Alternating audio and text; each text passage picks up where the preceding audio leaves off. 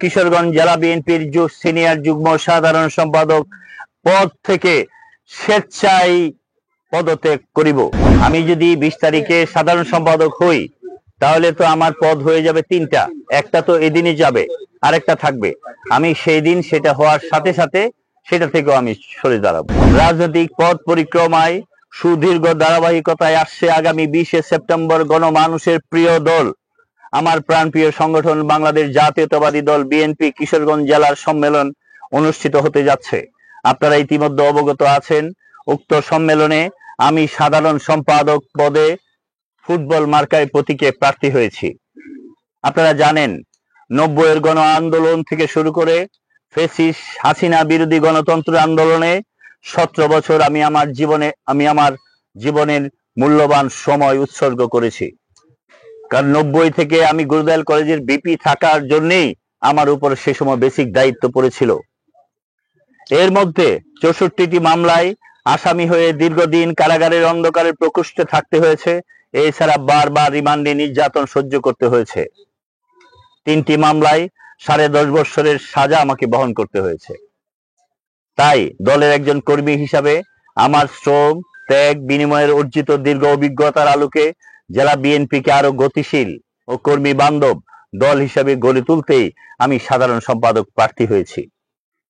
আমি যদি নির্বাচিত হই তাহলে তৃণমূলের ত্যাগী নেতা কর্মীর মূল্যায়ন করে গঠনতন্ত্র মোতাবেক দল পরিচালনার অঙ্গীকার করছি। গঠনতন্ত্রের প্রতিটি ধারা ও উপধারা মেনে সংগঠন পরিচালনা করব। আপনারা জানেন, শহীদ জিয়াউর রহমানের প্রতিষ্ঠিত বিএনপির গঠনতন্ত্রের 15 ধারার বিশেষ এই বিধানের ক উপধারায় উল্লেখ আছে যে কোনো ব্যক্তি একই সঙ্গে দলের জেলা, মহানগর, উপজেলা, পৌরসভার কমিটিতে সভাপতি অথবা সাধারণ সম্পাদক পদে নির্বাচিত হতে পারবেন না।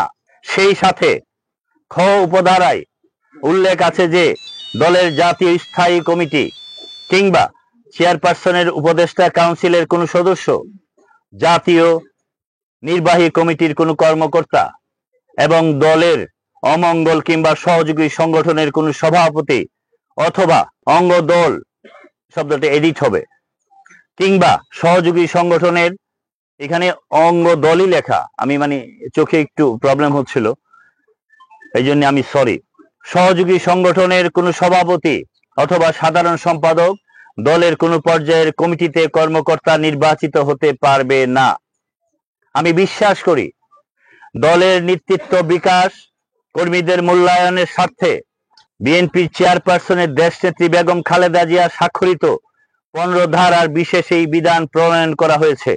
এমত অবস্থায় আমি ঘোষণা করছি যে আগামী 20 সেপ্টেম্বর জেলা বিএনপির কাউন্সিলে কিশোরগঞ্জ জেলা শাখার সাধারণ সম্পাদক নির্বাচিত হই তাহলে 15 ধারার বিধান অনুযায়ী কিশোরগঞ্জ সদর উপজেলার সভাপতি ও কিশোরগঞ্জ জেলা বিএনপির সিনিয়র যুগ্ম সাধারণ সম্পাদক পদ থেকে স্বেচ্ছায় পদত্যাগ করিব।